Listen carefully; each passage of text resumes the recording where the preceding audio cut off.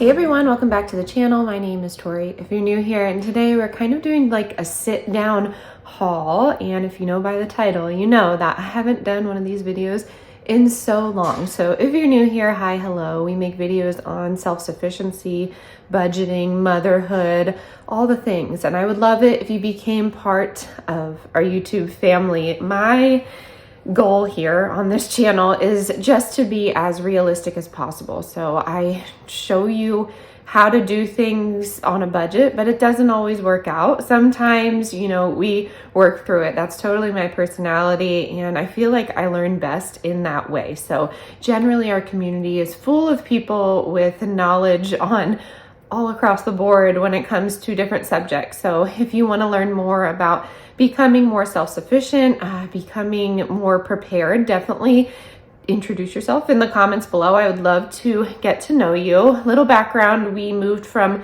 Colorado to Pennsylvania in the summertime. We are originally from Pennsylvania, but we lived in Colorado for 11 or 12 years, and we had 3 kids out there, and our whole family is back here. So we've moved back and we found a nice little piece of property. There's not a lot of room here, but we're gonna make it work. So right now we are trying to set up our garden and some animals that we want to get in our area, and we're just really trying to make this home work on its own. Just becoming more self-sufficient is the goal. So yes, let me know if you're new to all of this. Introduce yourself if you're comfortable in the comments down below, and let's get into this. So preparedness. A lot of people found this channel because of my prepper content, and I never liked to call myself a prepper, but I am on this app here, and this app loves to really put you into a category. So I found that my titles, using the word prepper is where I found most of my people. And, a lot of you stuck around, and some of you were intense for my preparedness journey. We like to be realistic, like I said, but we also like to stay positive. So I would not say I'm a doomsday prepper, and I think that's really where people deter from that mindset or that attitude. We started preparing after the global shutdown in 2020. We saw at the grocery store that there wasn't certain options. Specifically, we went for bread. There wasn't any bread. My husband said, "What are we gonna do?" And I said, "Well, we'll make bread." So went to the flour aisle. There wasn't any flour. So he said, "What are we gonna do?" I grew up not cooking from scratch all the time, but had knowledge enough that, hey, maybe there's some wheat berries somewhere out there that we could grind down, and that could be our flour, or we could use oats right now and grind it down for our flour. So what I did was break down the ingredients, and what I was realizing was that all of those ingredients were just gone off the shelves, or they had such an inflated price that we couldn't afford it. So I think a lot of people have that mindset to break it down. We can't get the convenience foods, but maybe we could cook more from scratch. And really we got priced out, at least where I was in Colorado. And it was a bit daunting. We had our son, we had a daughter on the way. We were prepared for an apocalypse, and that was my first titled video of preparedness. I went to Target. I got a pickup order back in 2020 or 2021, I forget, and the woman asked if I was preparing for an apocalypse, and I couldn't figure out why. I think it was because I got multiple canned food items and water, and I think that's where it came from. And then I realized the stigma, or maybe I guess the attitude towards being prepared, and I was really interested in that. So I got to know the community a little bit, and that's kind of where it took off from there. So I haven't done a lot of preparedness content just because a lot has been going on in life. And I haven't really shared it, but I have been doing it. I want to get back into it because I think everyone should be prepared, no matter where you come from, no matter what political side you're on. Unfortunately, food is political now, but I will say I'm one of those people, if someone controls your food, they control you.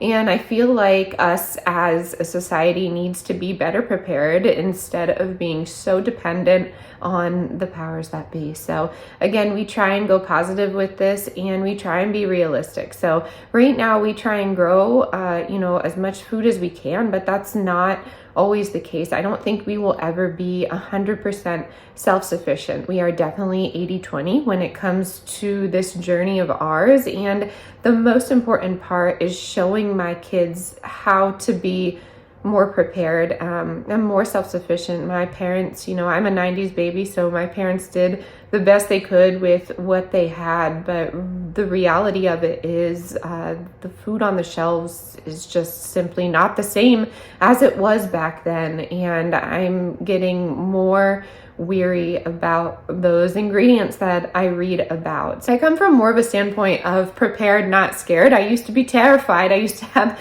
anxiety over this entire subject, probably because I was a mother, and I was fearful of how I would do this. But over the years, you learn to kind of live and let go. I enjoy the occasional crappy food or crappy drink. I'm going to label that because some people truly are unaware of what the ingredients could do to us. And a lot of people say if you eat in or drink in moderation when it comes to these products, then it shouldn't affect you. I feel like, if that's the only thing that you're bringing into your system, physically, mentally, emotionally, then sure, it's not going to be a toxin overload, but you have to think of your full day, every single toxin that you encounter. Our bodies weren't made to detoxify that many of them, and it is 2025. There are so many toxins out there. No matter who tries to debunk that theory, I truly believe that we are getting hit left and right, and it's our jobs to keep ourselves healthy. So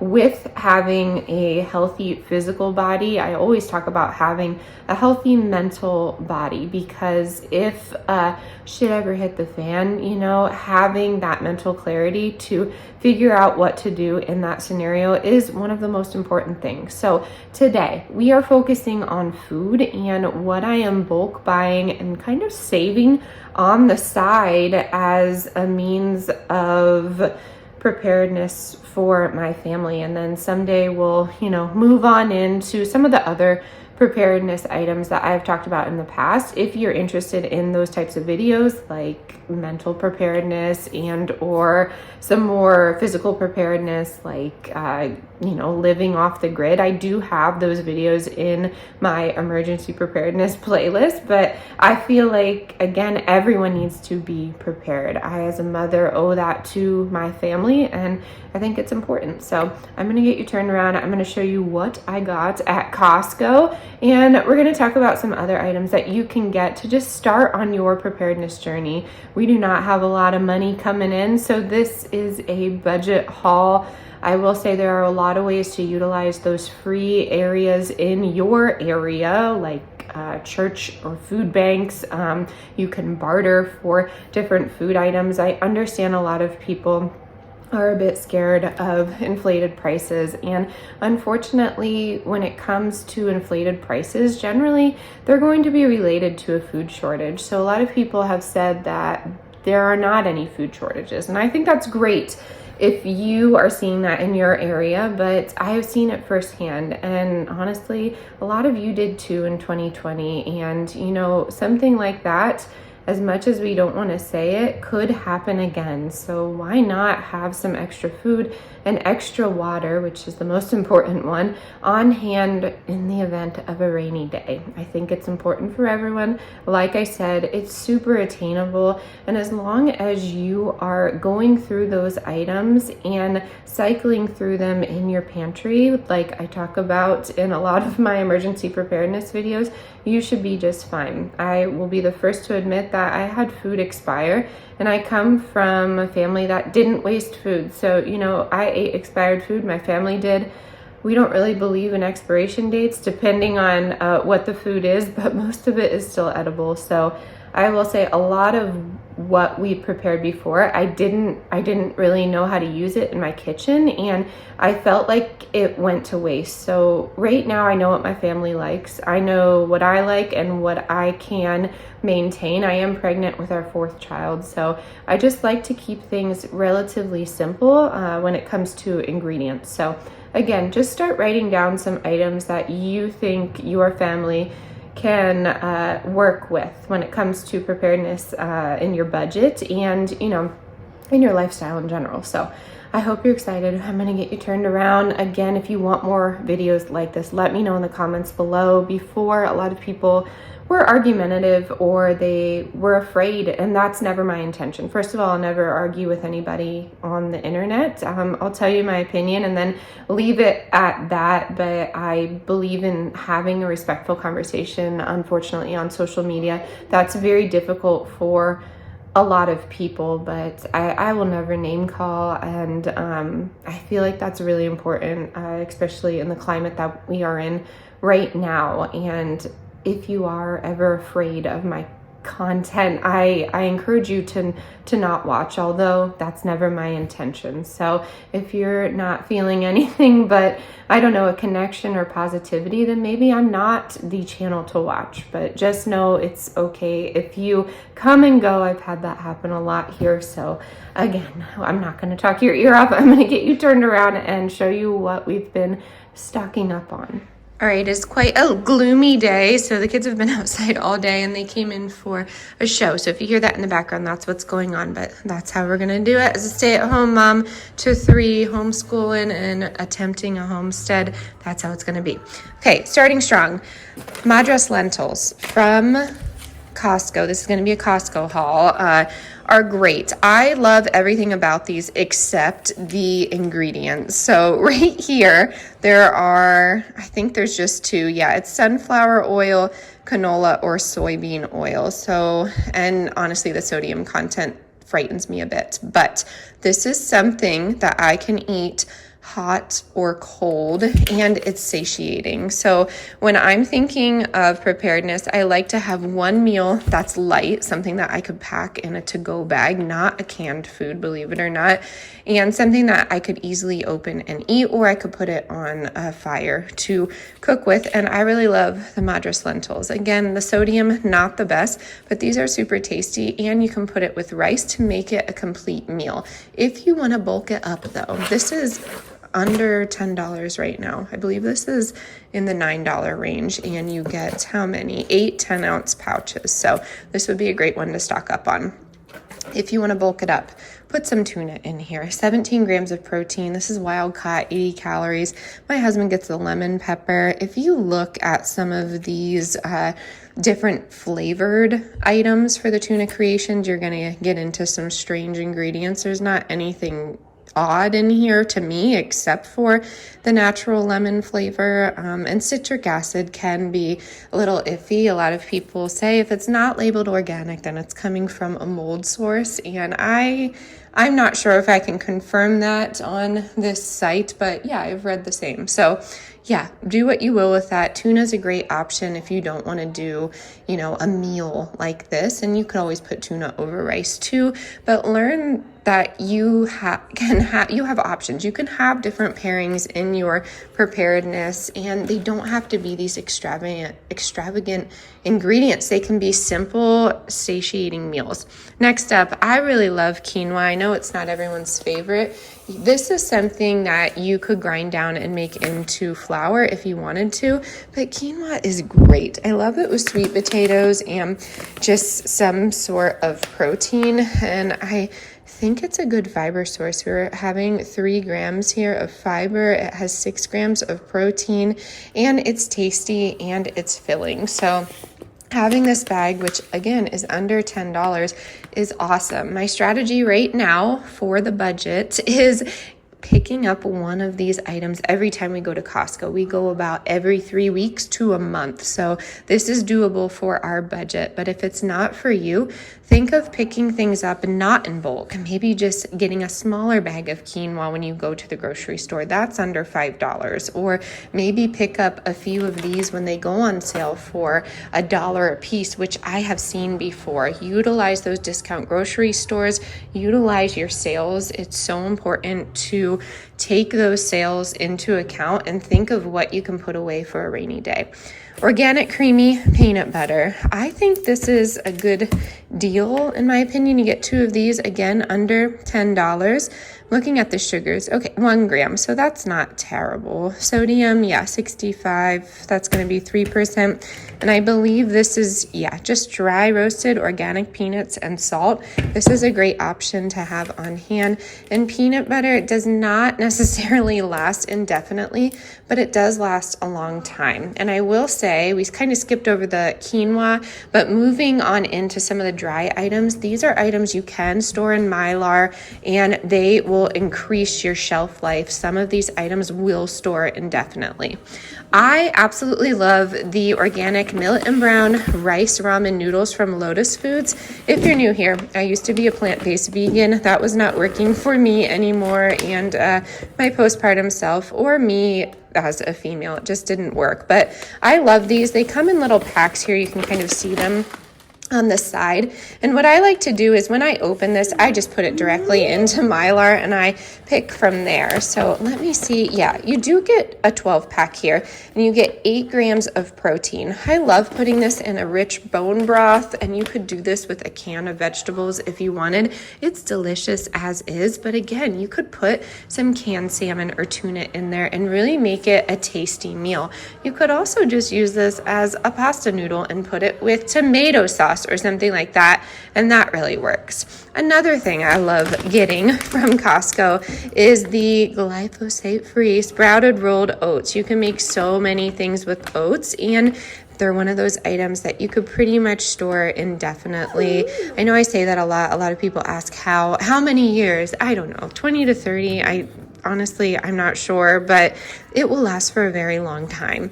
These are organic. Oats are one of those ones I can't bend or break. I have to get an organic source. It is super, super important to me not to have pesticides on there, but organic isn't perfect. Remember that. I have one stomping right next to me. I'm almost done.